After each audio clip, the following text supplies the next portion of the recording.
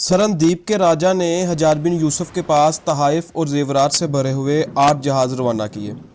जब ये जहाज़ मुल्क काज़ून के पास पहुँचे तो हवा इनके मुखालिफ हो गई और ये 8 जहाज़ दीबल के किनारे जा पहुँचे, जहाँ कज़ाकों के एक गिरोह जिसे नकामरा कहते थे ने इन 8 जहाज़ों को लूट लिया और इनमें मौजूद औरतों को बच्चों समेत कैदी बना लिया। जहाज़ों में सवार लोगों ने बताया कि वो ये माल खलीफा वक्त के लिए ले जा रहे हैं, लेकिन उन्होंने कोई तवज्जो ना दी और यहाँ तक कह दिया कि अगर कोई तुम्हारी दादरसी करने वाला है तो इसी के तवस्सुल से ख़ुद को ख़रीद लो।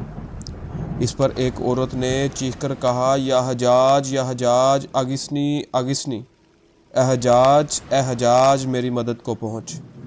यही वो सदा थी जिसके नतीजे में तारीख़ का नामवर सिपा सालार सिंध को फ़तह करने के लिए उठ खड़ा हुआ।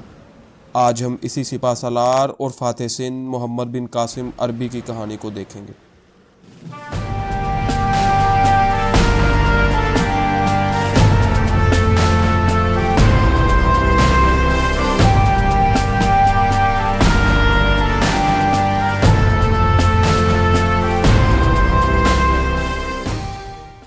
जब औरत की ये सदा हजाज बिन यूसुफ तक पहुंची तो वो बिला इख्तियार पुकार उठे, लब्बैक लब्बैक, मैं हाजिर हूँ।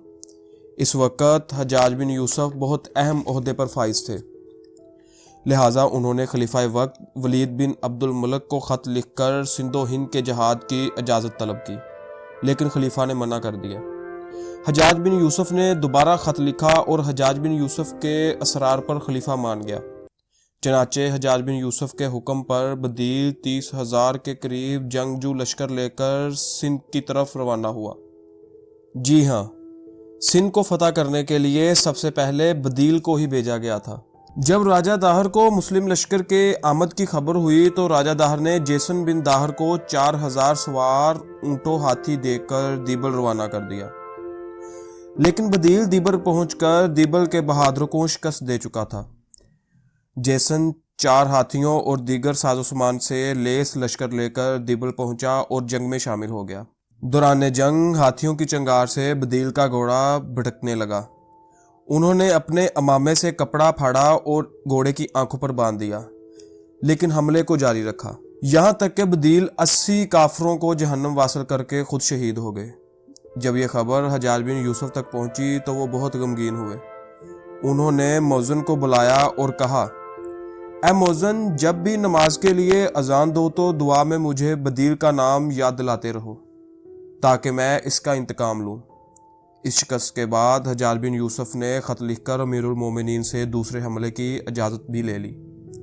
उन्होंने लश्कर को मजबूत बनाने के लिए शाम में 6,000 नामवर बहादुर जंगजू का लश्कर इकट्ठा किया, जो मोहम्मद बिन कासिम से मैदान जंग में अपनी वफादारी दिखा सके। फिर हजाज ने मोहम्मद बिन कासिम को सिंधो हिंद के जहाद के लिए मुकर्रर किया और कुछ अशआर पढ़े, जिनका उर्दू तर्जमा ये है। बदील सवार ने हजाज को पुकारा जब दुश्मनों ने बदील को घेरा। हजाज ने उसकी आवाज़ पर हथियार उठाए और मदद के लिए बाग मोड़ी। जंग के लिए मैंने मुट्ठियाँ भर भर के माल लटाया, ना मैंने शुमार किया ना तोला है। आखिरकार मोहम्मद बिन कासिम जंग के लिए सिंध की तरफ रवाना हो गया। इस वक्त जेसन बिन दाहर नेरून में था। उसने अपने बाप राजा दाहर को ख़त लिखा कि मोहम्मद बिन कासिम अरबस्तान से दीबल की हदूद में आ पहुंचा है, आप मुझे इजाज़त दें कि मैं इससे जंग करूं। इस पर राजा दाहर ने अपने मशीरों को बुलाया ताकि कोई जंगी हिकमत अमली बनाई जा सके। अलाफियों ने दाहर से कहा कि मोहम्मद बिन कासिम हजाज के चचा का बेटा है, बहादुर लश्कर इसके साथ है, जिसमें सब नामवर बहादुर शरीफजादे और जंगजू सूरमा है, जो मुंतखब घोड़ों और मुकम्मल हथियारों के साथ तुझसे जंग करने के लिए मुतवज्जा हुए हैं।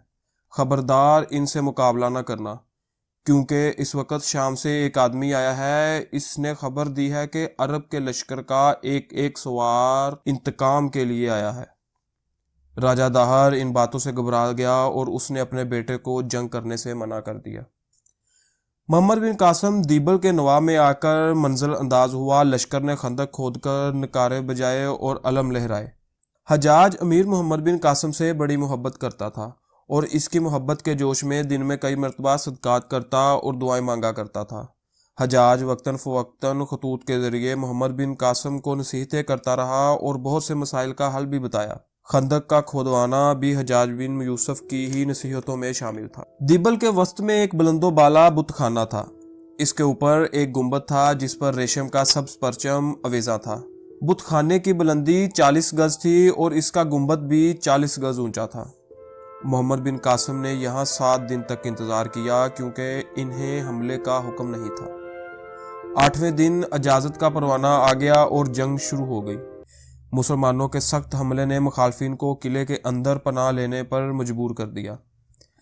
اچانک ایک برہمن قلعے سے باہر آیا اور اس نے امیر قاسم کو بتایا کہ ہم نے اپنی نجوم کی کتابوں میں پڑھا ہے کہ ملک کے سندھ لشکر اسلام کے ہاتھوں فتح ہوگا اور کفار کو شکست ہوگی، لیکن اس بت خانے کا پرچم ایک طلسم ہے۔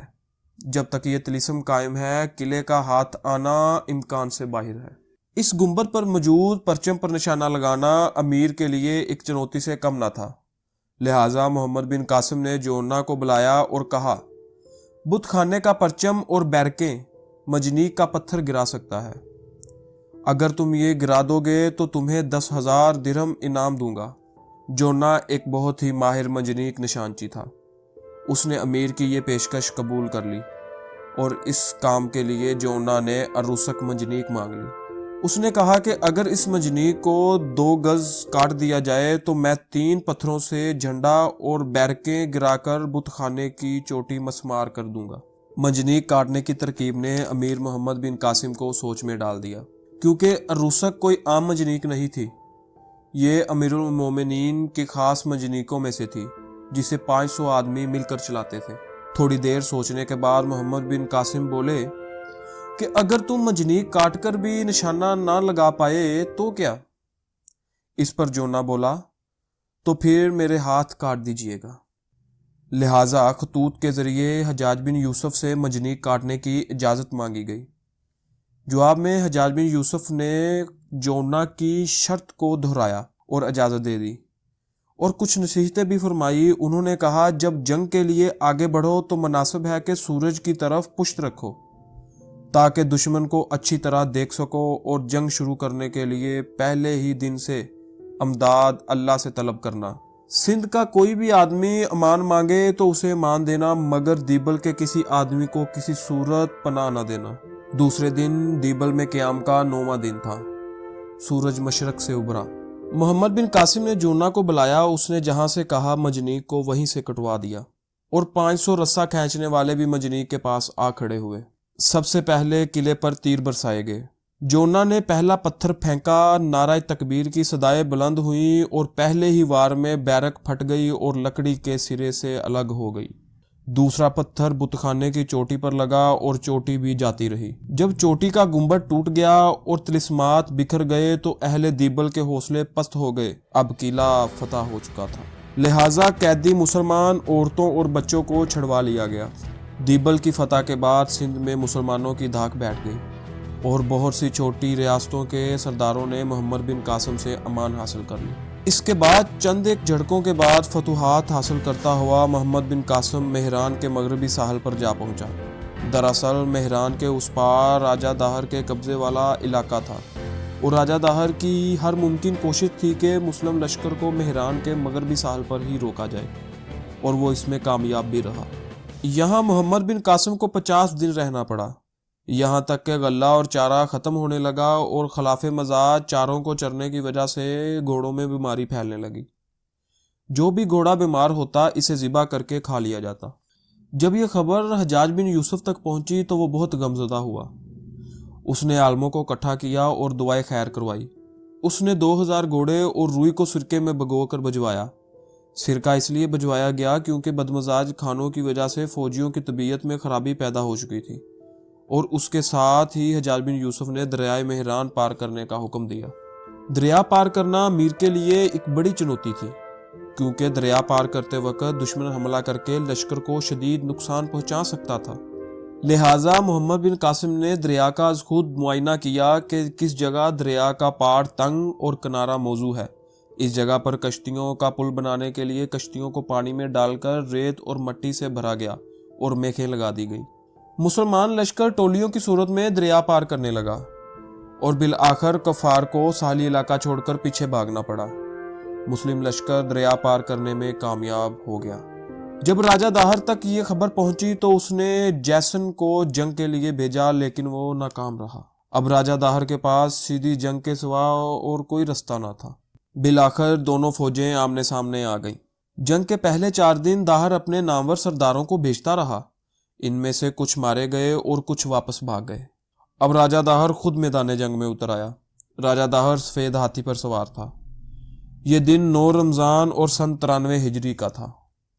وہ ایک طرف خود لشکر لے کر اترا اور دوسری طرف اپنے بیٹے کو مقرر کیا۔ راجہ داہر نے کلب کو اپنے چاروں طرف جمایا اور ہتھیار برداروں، پیادوں، تیر اندازوں اور نیزہ بازوں کو آگے بڑھایا۔ ادھر محمد بن قاسم نے بھی اپنے لشکر کو آگے بڑھنے کا حکم دیا، جس میں جنگجو سوار اور بہادر مہم جو شامل تھے۔ دونوں لشکر ایک دوسرے سے ٹکرائے۔ نیزوں اور تلواروں کے ٹکرانے سے چنگاریاں آسمان کی طرف بلند ہوئیں۔ کفار اور پانی سے گزرنے والوں میں جنگ شروع ہو گئی۔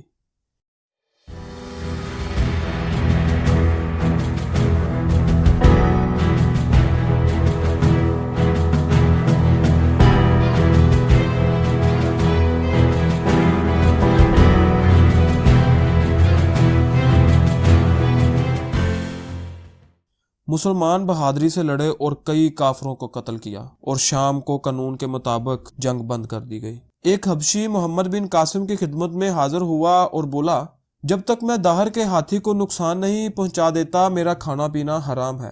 اگلے دن 10 رمضان 93 ہجری کو داہر اپنے سفید ہاتھی پر چڑھ کر باہر آیا۔ حبشی بھی مشکی گھوڑے پر سوار تھا۔ دونوں نے آگے بڑھ کر جنگ شروع کی۔